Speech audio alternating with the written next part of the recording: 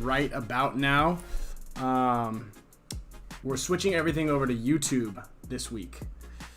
So from here on out, we are going to be going YouTube only, so we can interact a little bit better. It's got a better studio platform, all this stuff, and yeah, we just want to, we want to reach out to you guys a little bit better. So right now, you want to turn the volume up and see if we got some music? Oh, yep. We want to reach out to you guys a little bit better. Yeah. So right now, you want to turn the volume up and see if we got some music? Yeah, we're good to go. All right. Yeah, turn the volume back up. Is it on? It's live. Yeah, it is. So we're just standing by. So yeah. Everybody on here on Instagram, please go over to our YouTube page, my YouTube page, and we're gonna go live right now. Okay. Fire it up. Fire it up. Okay, audio. And bingo. Welcome. We're live on, should be about 9-second delay, maybe. Okay. I think. Are we live? We are live right now. Okay. Everybody here on our Instagram page, please go over to YouTube so you guys can win. We've got some giveaways. I've got some giveaways. We've got a Dynasty headband, HK Army shirt. We've got Kyle Spicka. If you jump over there, he might come over and have dinner with you if you win. All expenses on his end paid by himself to come over anywhere in the world where you live. So we'll be picking that winner a little later today. I guess I'll be paying for dinner. Sounds like. And he's buying dinner for you too. Yeah. Not only is he going to fly out there, but he's going to, Sounds like it. All right, jump over to my YouTube page, Ryan Greenspan. Just search it on YouTube. Yeah. And then it'll be easy. All right, see you guys there. Welcome everybody to our new show here on YouTube. Thank you guys very much for joining us. As you saw, for those of you guys who are on here, we've got a handful of you guys jumping in here. Shout out everybody who's in here. Go into the comment section. 5-star Michelin. That's right, Dan. Yeah, guys. Go ahead and jump in. We're just as a moderator. Look at that. You're now a moderator for your channel. Cool. I don't know what that means exactly, but yeah. If you guys go ahead and shout in a hello, a yo, or whatever it is. This is our first time here using YouTube. The YouTube studio and all this stuff. As you can see, we got this little cool BKI logo up in the top. Spent all day trying to figure out how to do that. I can put people in timeout. Oh, you can put people in timeout? Yeah. All right. Don't Watch your P's and Q's. Yeah, don't get Kyle angry. Otherwise, he might put you in timeout. Look at that. That's another thing we can do here on YouTube. But overall, the production value is going to be a lot better. That's why we wanted to do this for you guys. And we can queue up a lot of really cool things. So we can kind of move things into the queue for you guys and show you guys a bunch of like upcoming stuff. And more importantly, we can save this to our channel, so it'll be a lot easier for you guys to go back and see what's going on. Today on the agenda, obviously upcoming BKI content, obviously any kind of Q&A stuff. Shout out, what up Dizon? What up Sicarios Paintball? I actually want to ask you guys a couple questions. I saw that A-Rod was coaching you guys at ASG. Yep. And then all of your comments are now all on one section, which is nice, so that we don't have to have 3 pages open up just to find you guys and answer your guys' questions. And so yeah, go ahead and give this a little like, a little share, whatever you might want to do. And then obviously we can share it with you guys a little bit easier. Upcoming content and stuff, we are gonna announce, I'm gonna announce the winner of the Young and Brave Foundation and the giving process. There's somebody today during this video will win $1,500 cash. Nice. I have the winner's name right here. Also, 2 second place winners are going to be getting, I believe it's like a car seat cover, which would be nice in the summer heat, especially out here. And Dizon says nice interview. Thank you. I haven't listened to it.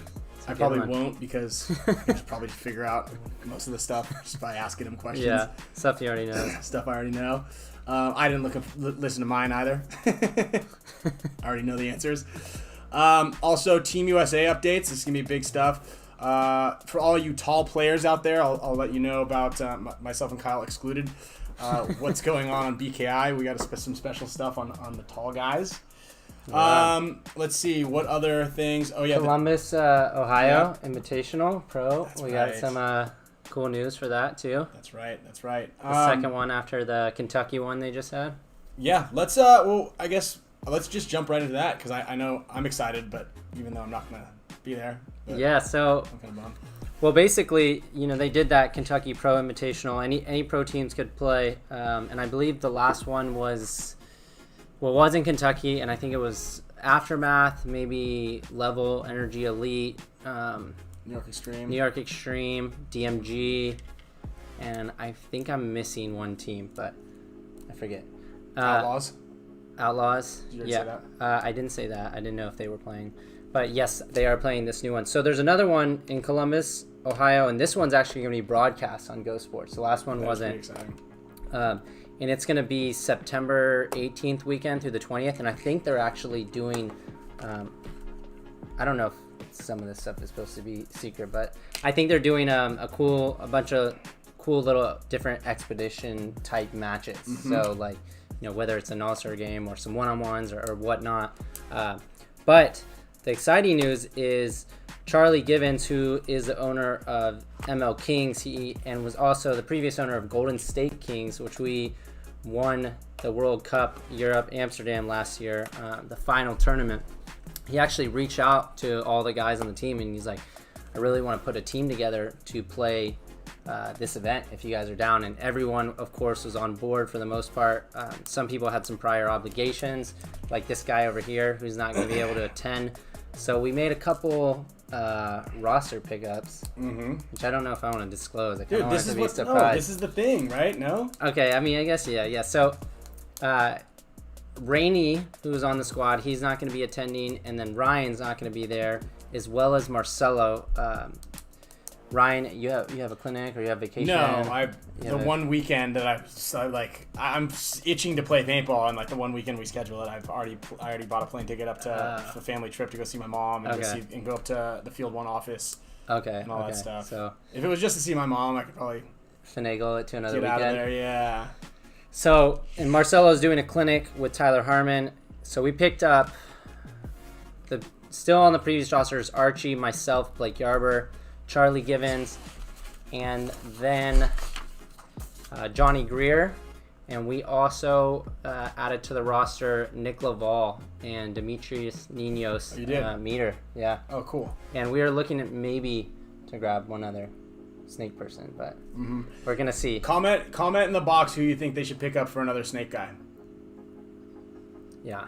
Let's see if we're still deciding the final touches, if that's what we want to do, keep the roster at 7 or put it up to 8, but we're all pretty excited. I think 7 or 8 is a good number for those. You know? I also think that, I know we've all been kind of like working out to a certain extent. I know you haven't been working out as much as you normally do. Yeah, Neither have I. But and remember the one time we played with J-Rab and everybody 3 months ago. Everybody's like, dude, I am kind of out of shape. Yeah. So kind of think for that too. Also. Well, that was the main reason Charlie asked that because we play. I think we play 6 matches for the prelims. 6 full matches, and then I don't know how many more semifinals and finals matches there are after that, but.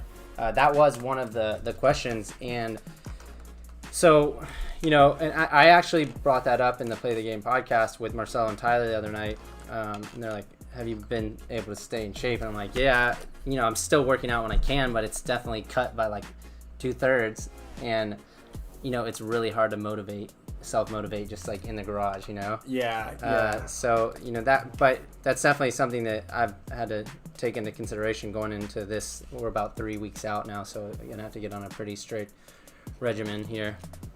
Yeah, look at that Short come out of retirement. Look at it. Actually, Kyle asked me, he goes, should I ask B Short?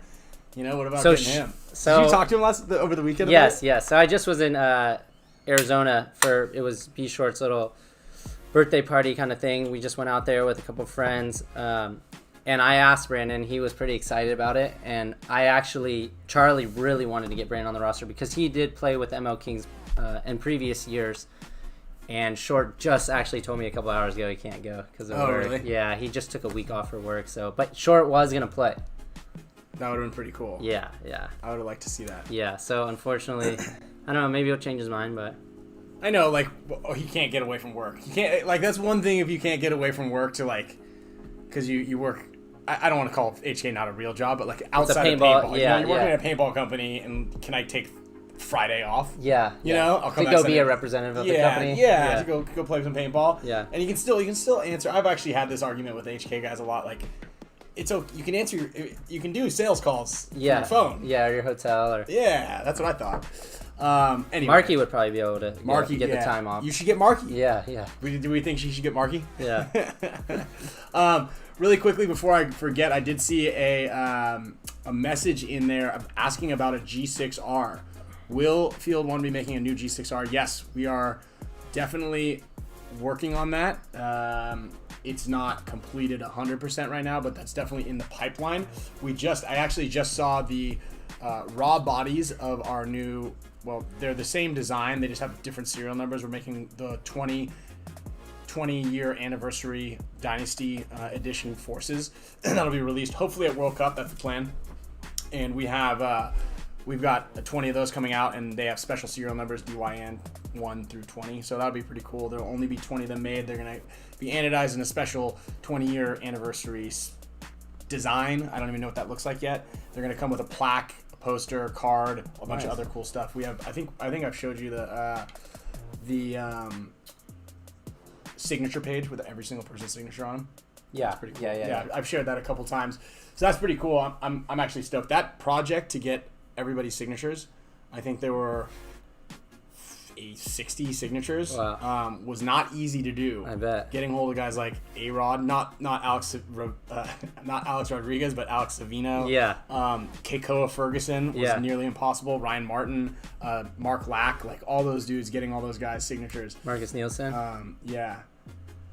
Marcus Nielsen was actually pretty easy. Oh, it was. Yeah, Marcus Nielsen was actually easy to get. Okay. He was stoked. Dizon, we've got one reserved for you, buddy. Just you got it, dude. Let's see. When are you gonna be at Jungle Island? When are you gonna be at Jungle? Need you to tune Force. Oh, Panther. I don't know when I'm gonna be at Jungle Island. Actually, I haven't been there a while, ever, really. Now that I can think about it. We've been going to ASG when we have been playing. I was just up at Combat on Saturday, and then I was at Glensfield Ambush on Sunday, and it was packed. Which one of those fields is farther from here? I meant to ask you. They're the same. Oh, they're the same. They're like 3 hours. Oh, okay. They're a smooth 3 each one. It's not terrible. Glensfield at Ambush is a lot cooler, temperature-wise. Oh, okay. It's like because it's like you can see the ocean from it. Okay. It's up high, so yeah. it's not like it's ocean where we view. are. Yeah, you can see it. You're it's not not sitting in Malibu. Malibu. It's the poor man's Malibu. Okay. But we toured Glensfield at Ambush. He's gonna planning on putting together this insanely big tournament park. He's got tons of space up there. We toured it and checked it out. Nice. So at that, with that said, I don't know when I'm gonna be at Jungle. I do want to play some paintball sometime soon. Jungle has 2 airball fields set up. Do they really? When I was Oh, out you were just there, 2 weekends ago, coaching the straight shooters, they had one field set up just doing that WCPPL practice, but the other field, it wasn't like fully set up, like the bunkers weren't really blown up that well, but there was people just like playing like rec ball over there. Okay. But that field could easily be used for some sort of team elements. Yeah. Panther, what? Go ahead and shoot me a message on the side. You can email. Well, just email. I have his contact. That's Steve Frazier from SoCal Blaze. Oh, okay. Yeah. Okay, yeah. Just shoot me a text. Actually, I think Steve has my number. If not, email Yosh at field1paintball.com. Yosh is probably everybody's favorite tech. I don't think there's anybody nicer or more willing to help and talk and help problem solve everything than Yosh, and he's probably the most patient person I know. Yeah. Obviously, dealing with me for 25 years is 38 years. Yeah. Is a feat in and of itself. So I thought Blake was your go-to tech on the team. That's if I need like drywall reinstalled. Okay. Yeah. Or tape. Or if I need anything taped, if I need drywall, if I need any electrical. Yeah. He's really good at shocking himself. I was just listening actually today to Blake's Play the Game podcast, and there's like a little like what's in your gear bag part that they did, and it's like all these like tools and stuff, and like how he's makeshifted like some of his gear and all these funny little intricacies that he does. I mean, you've seen Blake's. Yeah. He's got 6 reg extenders. Yeah, he's got a bunch of reg extenders. He's got like he's got all the wrenches. He's got a bunch of tools. He's got these gnarly scissors. Yeah. That can cut through anything pretty much. Yeah. So yeah, Blake's pretty set up with everything. With that said, you're teaching a team prepping for the WCPPL. I'm coaching a team prepping for the WCPPL. We actually played your guys. I saw JP and you did? Yeah, Arnold Francisco. Yeah. That was actually a fun weekend. And then Are you going to be at the WCPPL? Yeah, I'll be nice. there all 3 days, I think. Yeah. Most likely. Are you going to be our Friday? I don't know about Sunday. Friday and Saturday for sure. What's going on Sunday? Why wouldn't you be there on Sunday? I'm not sure. I got to talk to the team. You mean if they don't make it? I don't know. They just said Friday and Sunday for sure. Or Friday and Saturday for sure. Oh, yeah, because I think Sunday's the finals. Okay. Maybe. Or no, I don't know. Yeah. Not sure exactly how the breakdown goes, but yeah, I know there's definitely been a bigger influx of pros coaching teams a lot lately. I know Marcelo's been traveling back and forth in New York. He coaches a team in New York. That's got to be a rough one. Yeah, like fly there for practice, come back for the week, and then fly back for the tournament or another practice. Yeah, he's there almost every weekend. Yeah, but that being said, I don't know if any of the guys from the shooters on this team, but they have a D3, a D4 team, and then 2 other D4 teams. So there's like 32 players in their whole camp. Right. And they were kind of on the fence, like, do we really need to have like a pro come out and whatnot? And well, this is just for training. Yeah, just for practice training. Yeah. And then afterwards, and it's not just that we show up just for the practice. Like, we're on the phone with them, sending emails back and forth of the players' strengths, weaknesses, and what they need to work on, field breakdowns, whatnot, and they're getting a huge benefit out of it. No, it's a no-brainer, and if you have a team of 7 or if you have a team of 30 guys, it's definitely worth it to get a pro out at your practice, even because you were doing 1 day. So I did a 2-day event. Both times I've gone up with my guys, it's been a 2-day event. So they finished dead last in the WCP. I think he's like he said, he's pretty sure dead last out of everybody in their very first WCPPL event this year. So we're obviously working on my team.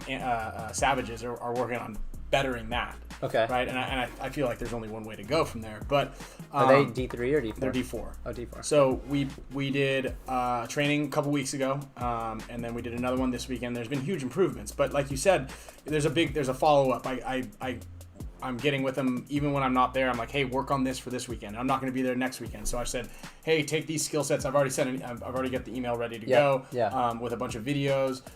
And kind of showing them like, here's where the big weaknesses are. Like last time we were struggling to like make big moves and dive. We were trying to like run and shoot everywhere we went. We kind of like, it wasn't as accurate. Now we started getting kills off the break. But what happened is classic for most teams is you get up on bodies and then you just give stupid bodies back. Oh, for sure. So we were playing above our weight class in the last one. Yeah. Like the shooters team, I think is relatively a pretty good team. We've got my D3 team. D4 team, I think, has done well before. We played against the Collision guys, the Genesis guys. There was a bunch of D3 and high-ranked D4 teams playing there. And granted, we took dead last in the first event. I wasn't coaching them, mind you. But we were up 5-on-3, a lot of points. And we won a good amount of them, but like we would just straight up give bodies back. Yeah. And that was tough. So yeah, I mean, Igor, dude, sorry, man. Igor and Steven were playing out at Combat over the weekend. Oh wow. We decided not to go to Combat on Sunday because when we decided it, there were 13 teams registered. Oh wow. So we felt like we weren't going to get a lot of points. I don't know, Igor, did you guys get a lot of points? We were done by about 2:30 and we'd shot 23 cases of paint and we played about 20 points. Yeah, we got a lot of points in. We were stoked on how the day went. But we were worried about not getting a lot of points. Yeah, so, I mean, there's a huge benefit that comes out of out of doing those. I mean, and that's a one thing that I was talking about on the podcast with Marcelo and Tyler, and I heard that feedback from the team is this, like, there's like a certain point, especially as you start to play tournament paintball, you're like, well, I don't necessarily want to, like, I don't know what I'm going to benefit from going to a pro clinic, because, you know, I do get that a lot of times at these clinics. We work on a lot of stuff people already know, like break shooting or snap shooting or slide and whatnot. But then when you actually have a coach to come work with a team that already knows all that stuff, you can bypass that to really get into the rich stuff.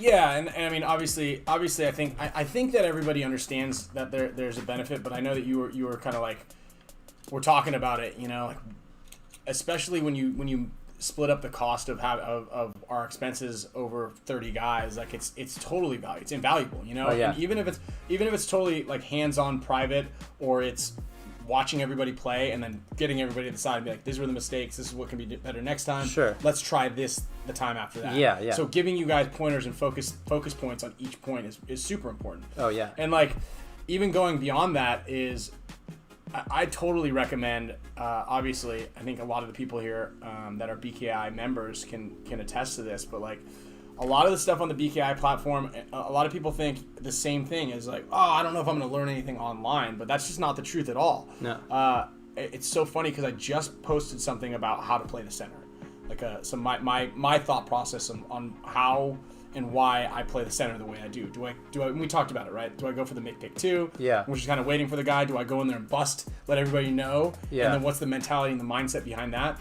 And I found myself explaining it to my guys this weekend like 4 different times. Like, playing the center is like this. I just did a video on it. Playing the center should be like this. You should do it like this. Yeah. Because we did a specific drill for gunfighting. Gunfighting was one of the things, because obviously we lost a lot of gunfights and gave the bodies back. So one of the things that I wanted to focus on was, hey, look, if we're in the center, how do we put that guy in and go? Put that guy in and go. And so what my guys started to realize is, when you're in the center of the field, it's not so much, do I have to be gun battling with the corner guy, or do I just have to not let him in the snake? Yeah. Right? Yeah. And Especially if you already shot a guy, like, right. If you're reaching, like, right. Or even more is like, let's just stop the most. So for instance, if we're playing you guys, yeah, and I get up in the center, I'm not going to come out and you don't know I'm there. I'm not going to come out and start battling with whoever's in the corner or shooting. So they can tell me. I'm going to wait.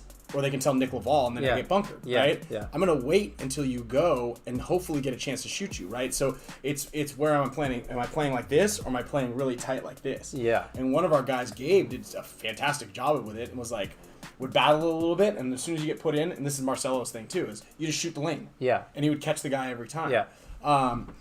So that was a skill set that I taught on BKI. Obviously, teaching it in person is a huge benefit, but like. Yeah, exactly. Get those guys to bait the number 1 guy if you're playing the center. Exactly right, Jay Stu. That's pretty much what we're getting at. And, yeah. I mean, a big thing too. I was telling my guys the other weekend, and I also brought it up in the podcast as well.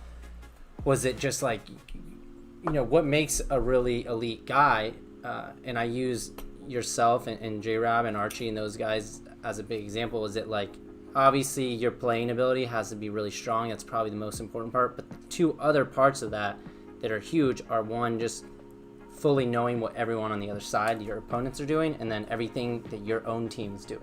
And you do a really good job of that. And like, all those really elite guys do a good job of that, because there's so many times, and it happens so many different instances in a single point, that you have to, like, you're doing your job, and then you have to realize when to come off your job to help plug a hole with your guys, or if the other team changes something up, your job is constantly changing within that point. Right. And that's what makes really elite guys. But you know, when you might tell your team to go do something, and then they go out and do it, but they miss like 2 shots because like they didn't switch on the fly and call an audible themselves, and you're like, well, yeah, I know I told you to do that, but like, you saw 2 guys right there, and then you didn't look over there because I told you to look this way, like.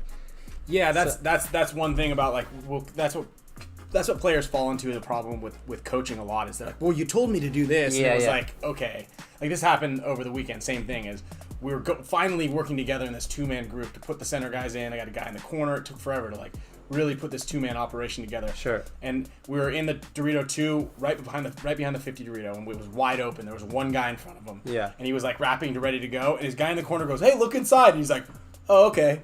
And he's like, "Well, I can't see anything." And he was like, I was pulling my hair out on the sidelines, and at the end, then the corner guy gets shot, and then we lose the point. I go, "What'd you do?" He goes, "Well, he told me to look inside." I go, "Yeah, but there wasn't anything going on, and we just haven't made it to the 50 Dorito yet. Yeah, All we want to do is go here, and we just had all the pieces together." He Yeah. goes, "Well, he told me to do that." And I go, so basically, it's like, it's not always the end-all, say-all, right? Yeah. Now, if I were playing the field, or Kyle were playing behind you, that's a different story, right? So if someone, or J-Rab's playing behind you, and he's like, "Ryan, look inside," then I'll listen to him. But then if I don't notice anything, then what I'm going to do is I'm going to start to question it, be like, "Hey, I can go." Yeah. Right? Yeah. So we're all, again, and I've said this a million times too, is we're out here problem solving in real time. Sure. Who's going to solve the problem first? Us or them?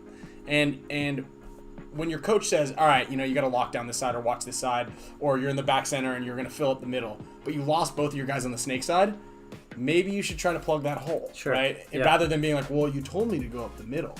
And that's one thing I'll give my hats off to the Savage guys is the first weekend they would just kind of like go with whatever it was. Yeah. And now they're starting to understand how the game's breaking down. Like, oh, I lost my guy, so there is a plan B. Yeah. Right? Just all those having, other components. Yeah. And start- knowing out of your 5 guys, if you see you essentially know that whichever one of those other 4 guys, if they become the first person on your team to get eliminated, you know where the hole is coming from that person's job. Right. If it's a snake insert bunker and you're on the Dorito side, you have to know that that guy's probably going to get into the snake. And now you either got to worry about a guy getting into the snake or have someone else pick up that job. Right. Yeah, Jay Stu, there's always a big if in the original game plan, right? There's always a plan 1, 2, 3, or plan A, B, C, and D. Obviously, if everything goes according to plan, you guys are stoked. Everybody's stoked. Tyler's coming out to Brandon's field. What? Competitive edge. What field is that, Brandon? So with that said, let's BKI content upcoming this week. So last week we did a lot of breakout stuff and playing the center. It was like kind of the breakout week. This week we're going to be doing a lot of stuff for tall guys, and that's actually pretty funny because Nick Sloviak did something about playing as a tall player.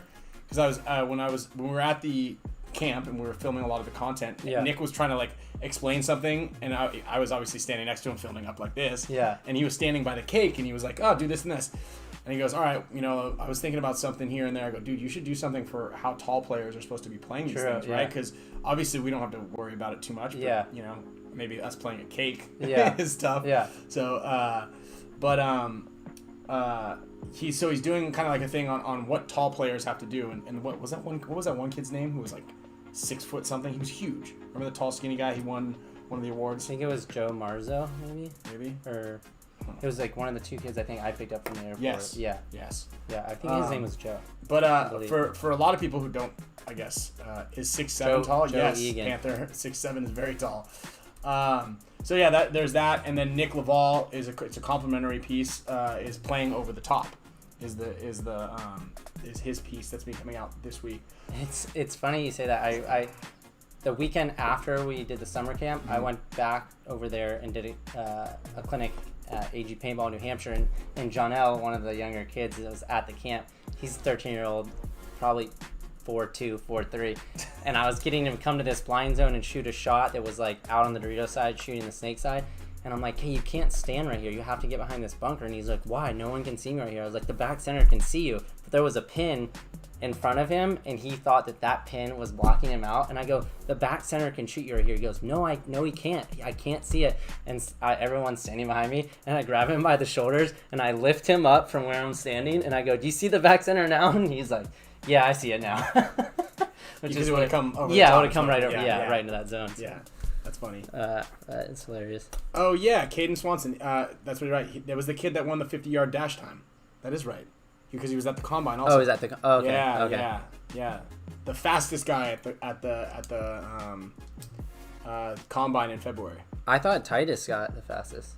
Which is no Titus. That's what everybody. No, he didn't. It was. What was his name? I forget his name. I should have had him. Well, unless if that's Joe Egan, if that's the same person. But where does it say Joe Egan? Dizon. Oh, Joe. yeah. Yeah. I trust Dizon. Dizon's on top of it. Right yeah, he's got it. So speaking of the combine, Team USA. This is a new announcement for today. Where'd it go? Nope. So the Team USA rosters are going to be locked. So basically, whoever was eligible for this year's event due to COVID, because we didn't have the event, they're gonna roll over to next year. So even if you do age up over age 19, so you go to 20 years old, some of them were 19 years old now. Oh, you're locked in. Technically, you wouldn't qualify. So rather than taking that away from them, we'll have the USA squad next year. And then if you made the U16 or 19, it's officially been extended. So all teams who are chosen to play in 2020 will get the opportunity to represent their country at the World Championships in 2021. So that's nice. Yeah, so that's pretty cool. Obviously everybody's stoked. Oh yeah, Joe Egan, Lord Miller said it also. So what that means for the combine in 2021, we're still planning on having events in 2021, like we had said earlier, smaller regional events, and it's going to be more fundamental stuff. We're still going to run through a lot of the combine drills so we can score you guys, and obviously we'll now move that platform up so everybody can see what their scores are, and we'll have a nationally ranked database now over the last, it'll have been 3 years now that we've been collecting these scores. So that'll be really exciting to actually release all that stuff. And then we're also obviously going to have that event to keep our eye out for the next year's Team USA squad. And then to be completely honest, the combine events are excellent ways to get noticed for other teams and upcoming for sure pro teams that need guys. I know, like we said, I'm drawing another blank. Connor Hatcher got asked to go try out with AC Dallas, right? Nice. Yeah. Over the last one. I know Greg Pauly saw him, was like, let's get this kid out there.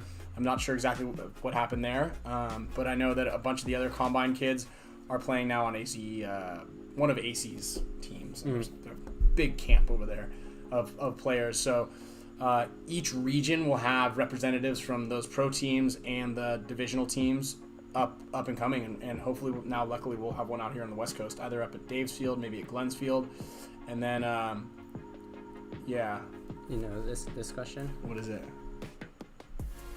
Will they have the tryouts? They're already done, right? So Team USA is not going to have tryouts again for 2021. The teams that are currently already picked will roll over unless players cannot make it, at which point we'll have to figure that out from Anthony and Lori exactly what we're going to do.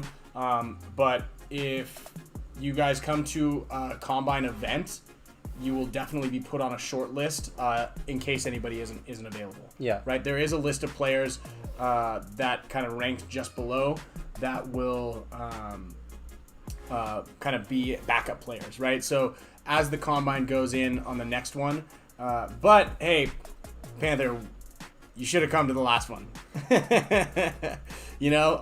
But there will still be an opportunity for everybody as long as you're not 21 later on. So they already had the tryouts are already over, but actually Broderick, the combine being a good pathway for an Australian kid, that's actually a really good question as well. I would say if you were to pick out of the two events, I would say the summer camp would be. Well, so the summer camp's going to be a better learning experience, but it depends on what you want to do, right? Yeah. So if you're going to come out to the U.S. and play, and then plan on just going back home, then it's not going to really help you get on a team. Well, it might help you get on a team back home. Yeah. Because obviously, if you rank pretty high there, you can use, and that's what the whole combine was designed for in general. And you're going to hear us talk about it a lot more in the coming months as we start planning out what the events are. But the combine was essentially designed so that way you can take your resume, right, your scores, and say, hey, look, I'm the top 10 in the world doing this. I'm the top 10 in the world doing the snake drill. I'm the top 25 in the world doing this drill. I'm the top and you go down the list in the team aspect and say, look, here's my scores in a team environment. Here's my scores in an individual environment. Like, I'm a good player. Yeah. Right? Give me a tryout. Yeah. And that was the whole point to get the divisional players ranked, because other than that, it's kind of like your resume is, hey, I'm pretty good. Yeah. Right? Yeah.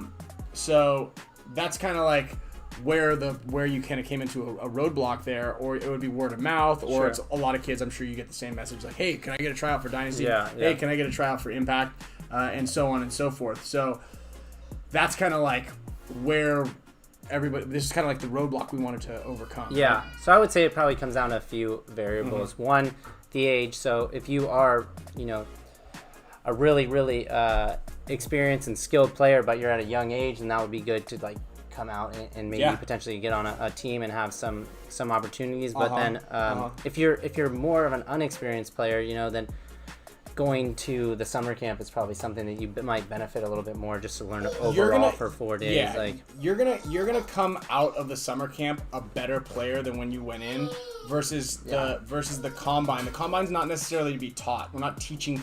Well, it's not that we're not teaching. Yes, we are. We're giving a lot of players like some hints, tips, but it's not an instructional there's 100 players out there, so it's gonna be smaller now. Okay. So the regional events are we're gonna be focusing on, I think, a max of like 50 to 60 players. But you do get one-on-one time with the pros, but you're more going there to like see where you rank and then also compete. Like it's a competition. Yeah. Right? You're going there for the gold. The summer camp isn't necessarily a competition as it is a fun learning environment. So I don't know, Dizon, you can the summer camp I think is going to keep getting bigger and bigger. But I'm 22, play for SWAT. I want to compete in the U.S. Yeah. So there you go, Broderick. If you want to compete into the U.S., the combine is definitely not a bad idea to join. Sure. Because again, you're going to be able to showcase your skills, and then you're going to be able to compete, and you're going to be ranked nationally, globally, basically. Yeah. But the summer camp, you meet a lot of great people at the summer camp, and you get a lot more training. So I guess my recommendation at this point is sign up for both of them. Yeah.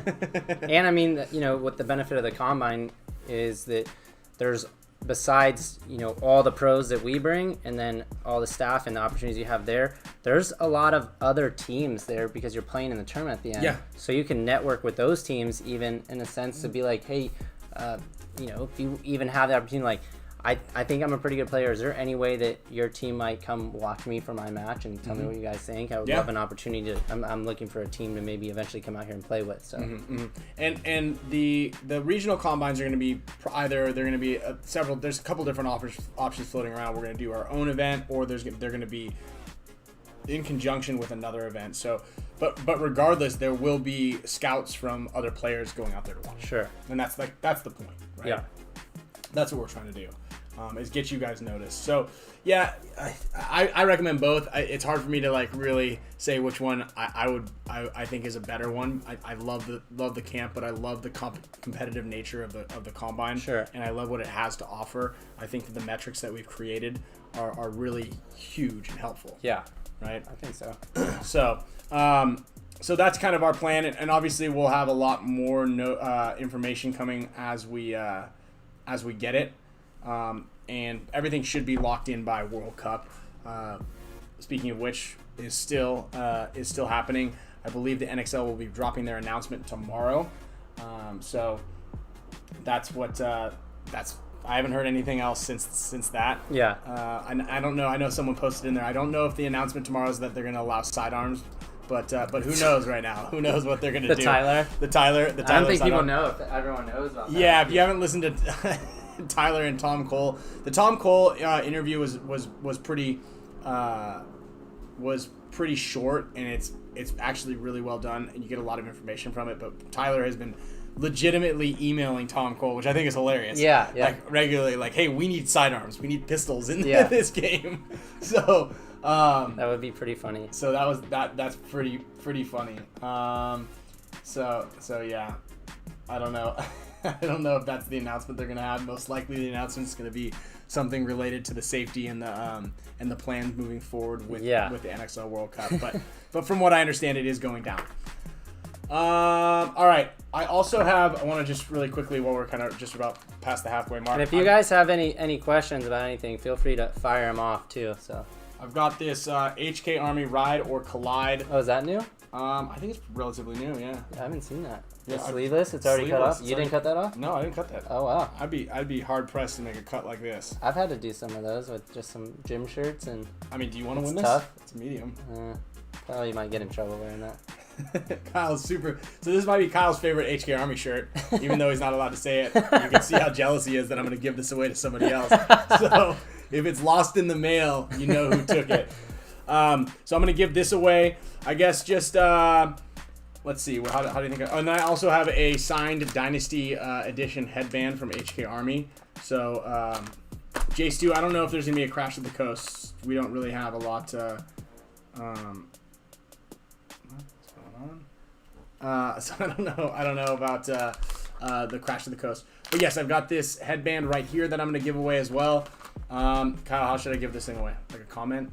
Like a trivia question, or just everybody comment something and we pick a winner at random? Why don't everyone fire off maybe a question you have, something paintball related. Yes. And we'll pick who had the most insightful question. I guess. Insightful. So everybody throw a question in the comment box right now and hit the like button for us.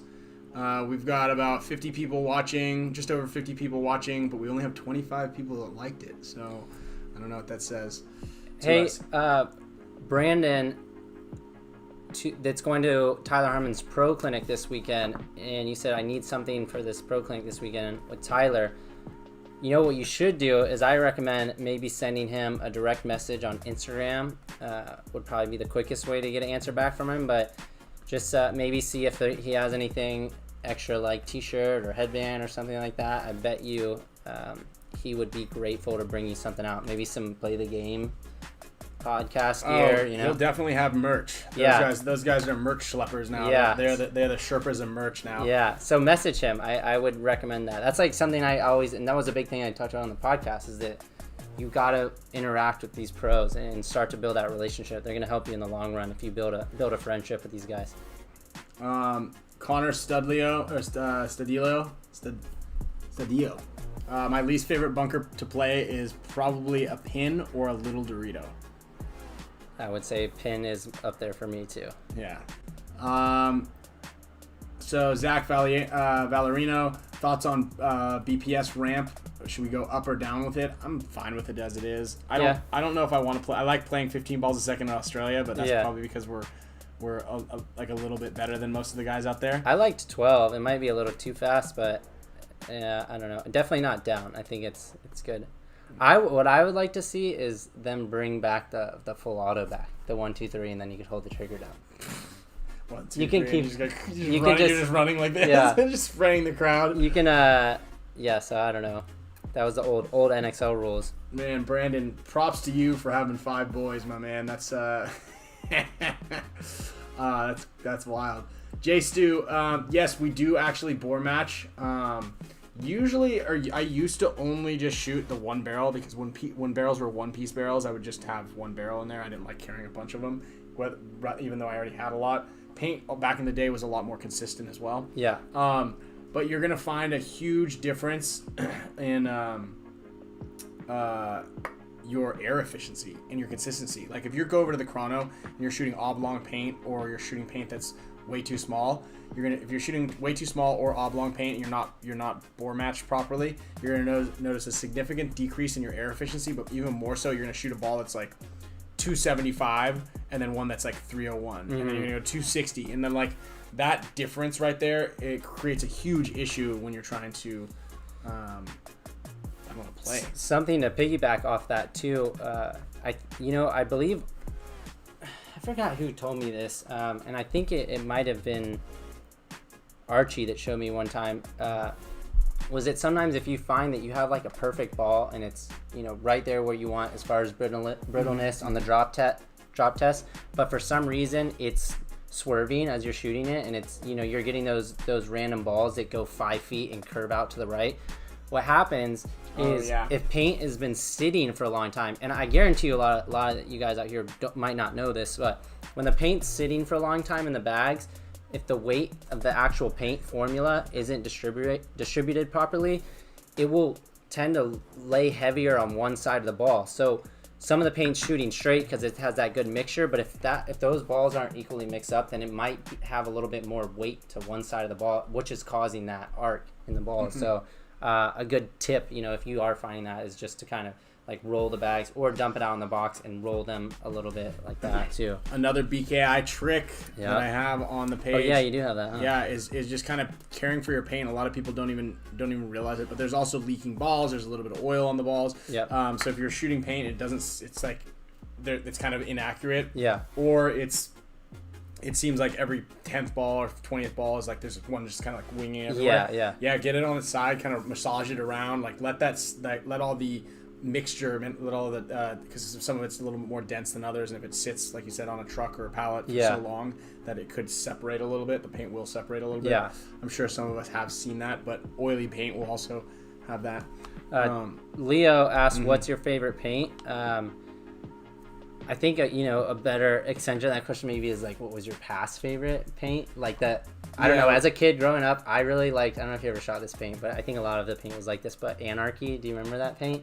It was pink, and it broke bright pink. Like one ball would hit you, and I mean, I think this was with a lot of paint, but like the mark was like this big. So if you shot someone like 3 or 4 times, like their whole body was right. Yeah, I mean, I like that paint too, but just like as an everyday ball, like when I first started, I loved the Marbleizer. There was a green and black shelled Marbleizer paintball. I remember that one. That was so cool, and it was like really like back then. I'm talking about 98 or 97. Yeah. It was like and there was premium gold also. There was one thing called ruby gold, and it was like a pink, like kind of pink shell and a gold bottom, and then they also had a purple and gold one, and it was like the coolest looking paintballs. And I remember how it smelled, like everything, like just getting a bag of that. And the bag was 1,250 rounds. Yeah, it was because it was 2,500 round box. Yeah. And it was just like it was just beautiful looking. Like the paint back then was beautiful looking. Yeah. Now it's just kind of like I don't know if I'm just kind of like normalized to it. Yeah. It was also pretty expensive. Yeah. And I would say, there was that couple years that Dye made paint. Yeah, that paint was really good. The Dye. Well, absolutely. My favorite paintball was our banana ball. Yeah, hands down. Like that was the best paintball you can ever get.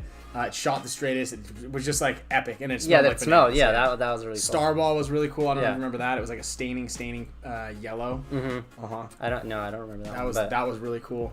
All the paint stained, I feel like, back then. So it was before the pink. It was before they made the pink. And the pink was bad. Yeah, All-Star. So before it was called All-Star. Well, maybe it was called actually All-Star.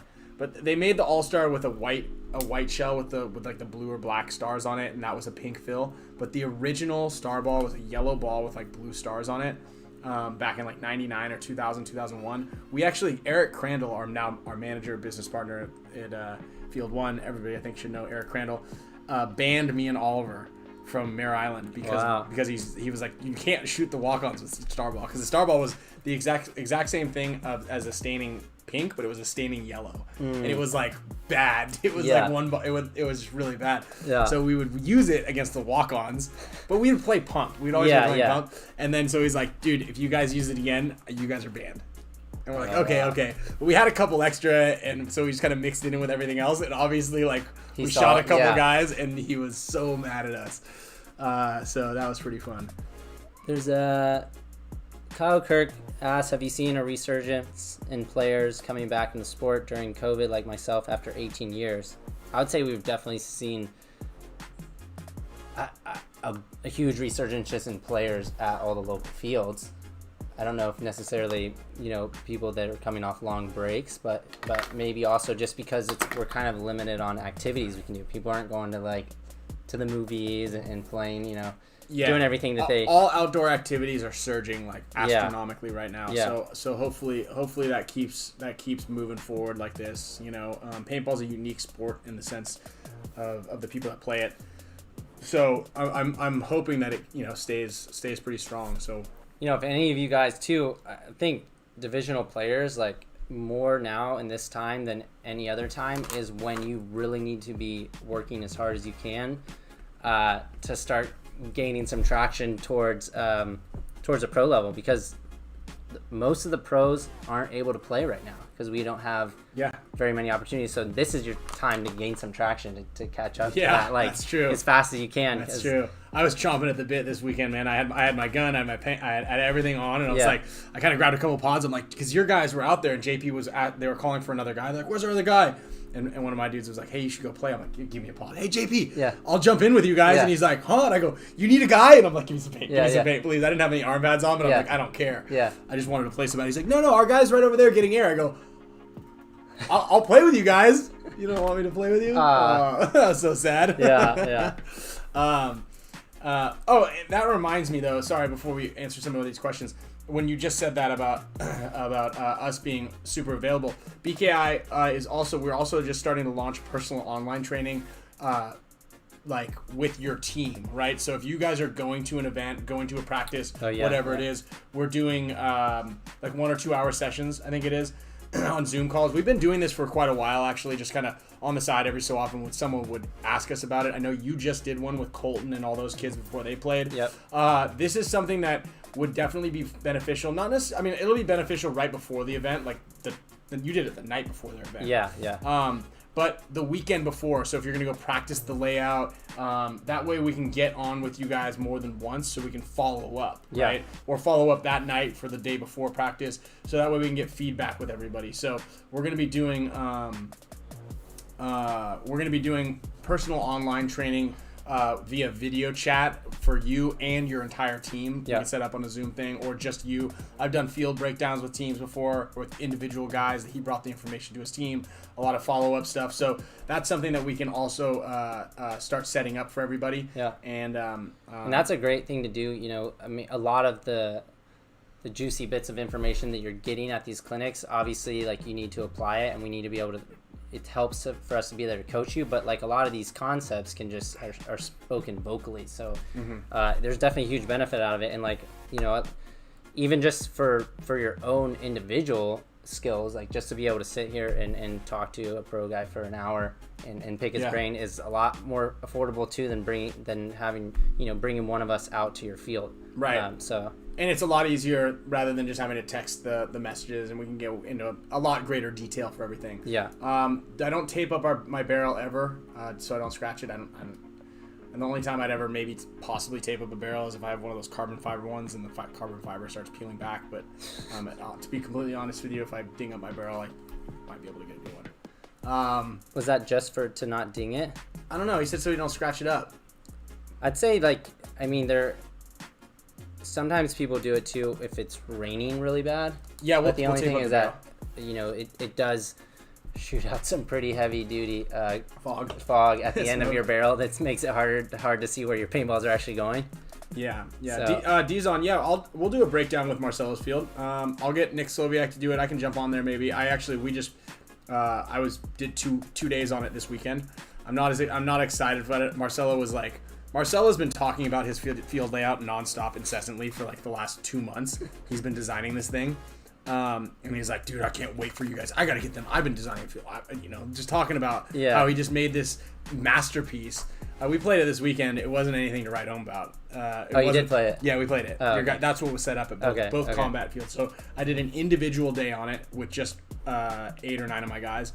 And then we played on it. I watched every team play on it. The snake really sucked. So, surprise. Leave that to me.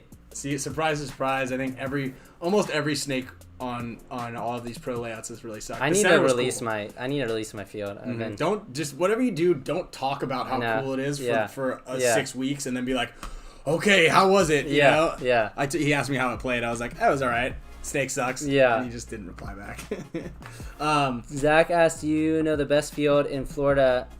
New to the area, any recommendations for competitive paintball? I mean, I'm not sure. Florida's a pretty big state, so I'm not sure where you're at, but I know Central Florida Paintball, down near where World Cup is actually held. Kissimmee, I think, is... Yeah, but I don't... Oh, there is a field out there?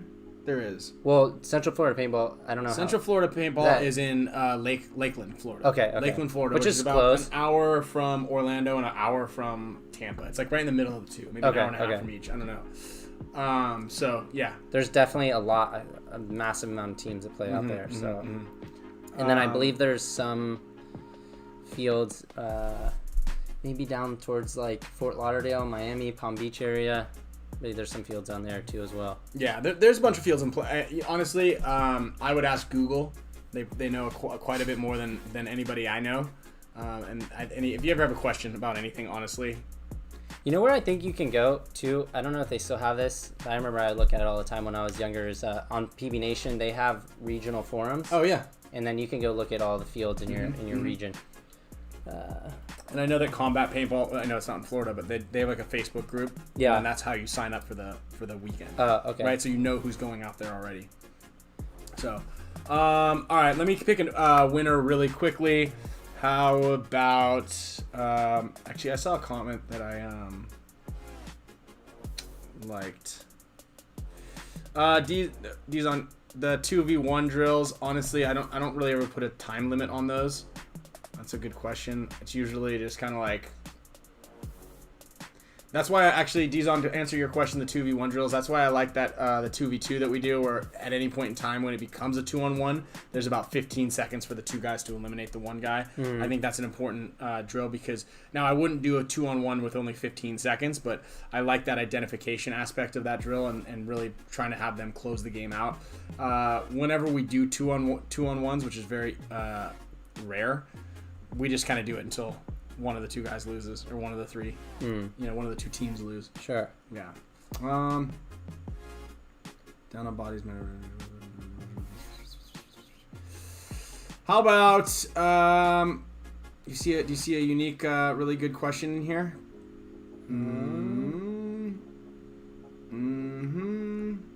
I think that's your shirt, so you gotta pick the question. Well, I know, but I was giving you because you seem to like it so much. I've got the headband. Well, I don't want to give it away. Why not? Because I like the shirt.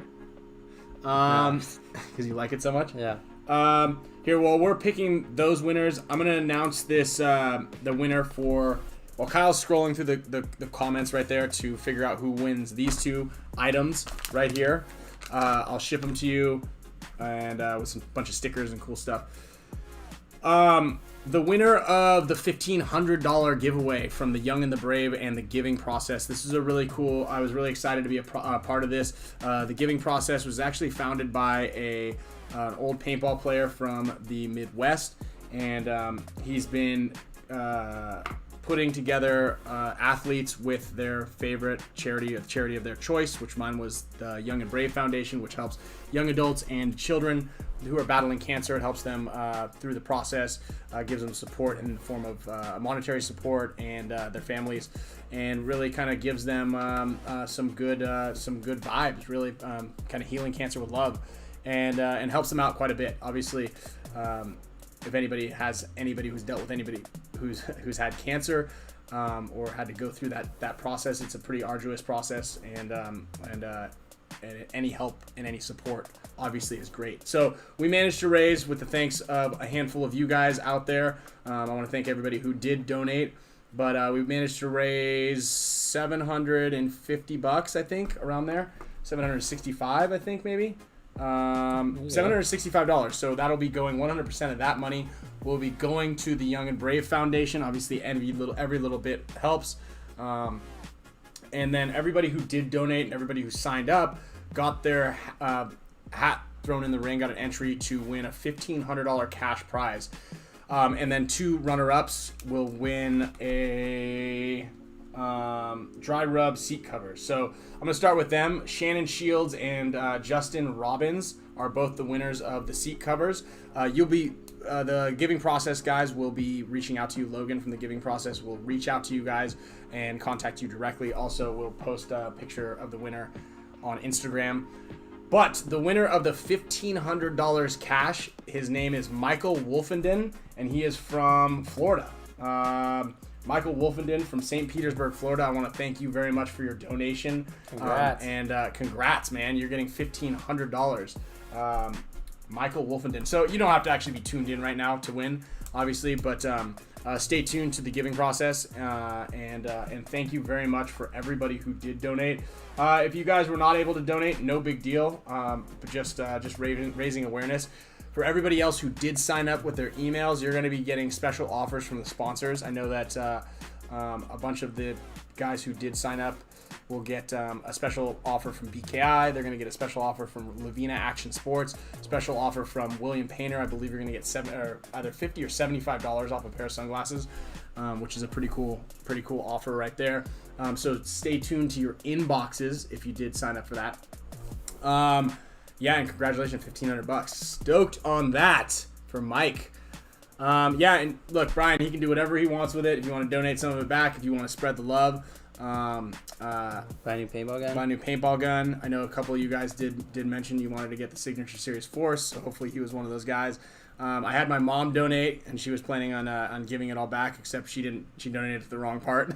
She donated it directly to the Young and the Brave Foundation. I sent her the link, and she couldn't figure it out, I guess. Wow.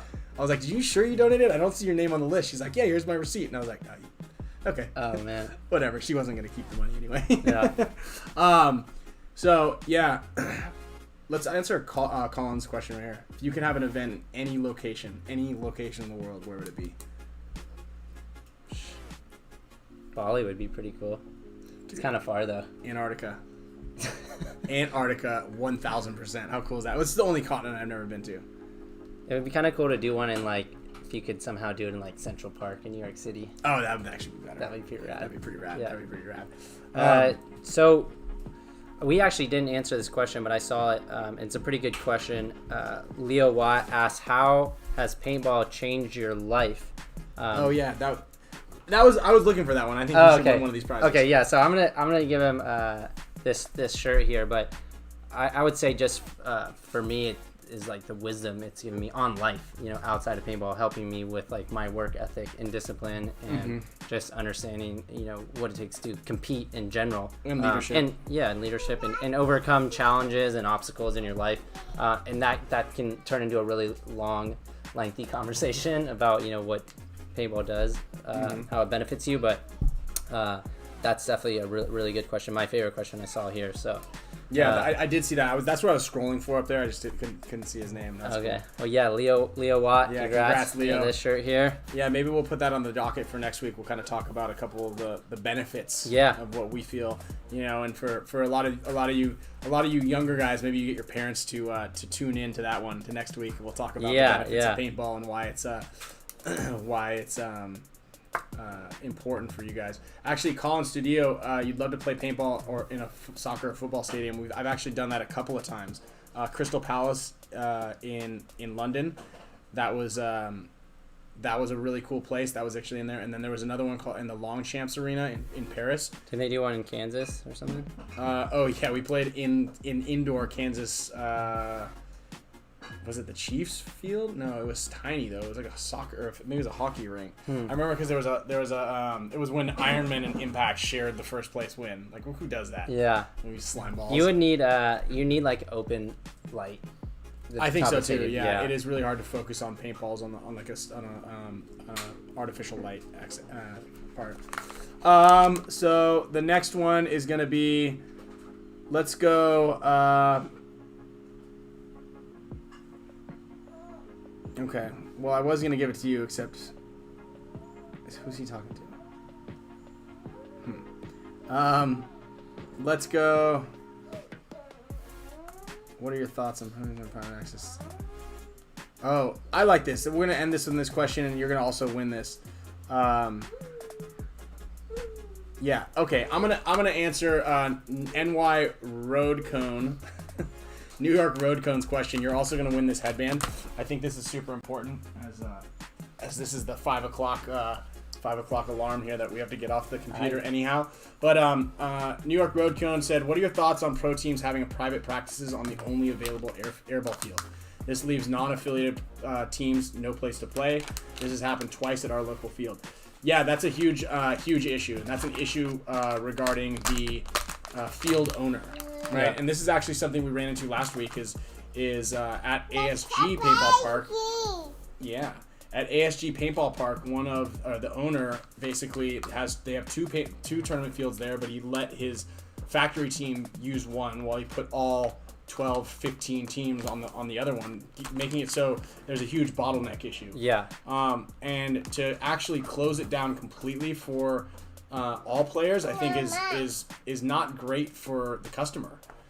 It would be interesting to hear Anthony Vitale's answer to this. I know his would be, well, obviously he has 4 fields. Yeah. But you cannot, I guess, exclude the growth of paintball by getting the up and coming players and teams, but in the game and wanting to play. Yeah. But you shouldn't really completely on at least for both days for the full weekend. You shouldn't completely shut down the field. Oh yeah. Use right. Yeah, so I mean, combat.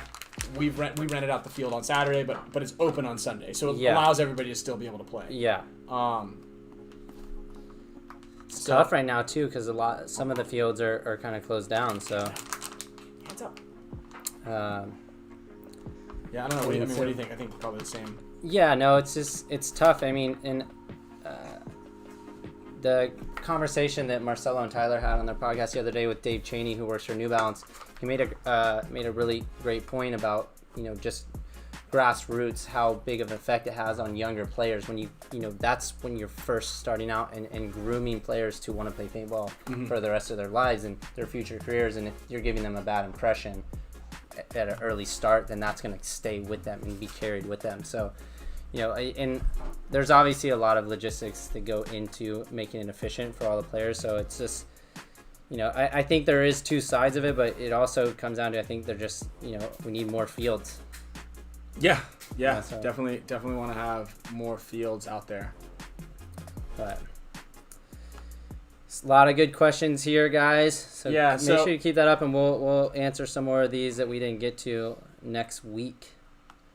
Alrighty, so want to thank everybody for joining us on today's show, the first one we've had on YouTube. I hope everybody enjoyed this one. We're stoked on it, and yeah, we'll be back next Monday. What else? There was one other thing that I wanted. Oh yeah, so if you guys wanted to check out a look at the BKI content library, if you guys want to sign up for BKI, there is a link in the description here that you'll see. Underneath there, there's also a link for a couple of the sponsors and the New Balance team store. You guys can save I think 30-40% off on the cleats. We wear the Freeze V2. I know that you have the turf cleats. Yep. So yeah, there's all the links right there, and we will see you guys next week, Monday, 4 p.m. Make sure you tune in. Make sure you subscribe. Make sure you hit the like button. Make sure you hit the, I think there's like a alert button. Oh yeah, alert, yeah. Get the alerts. But thank you for helping us with this switch over here to YouTube. So cool. Work a lot easier now. See you guys. All right, later.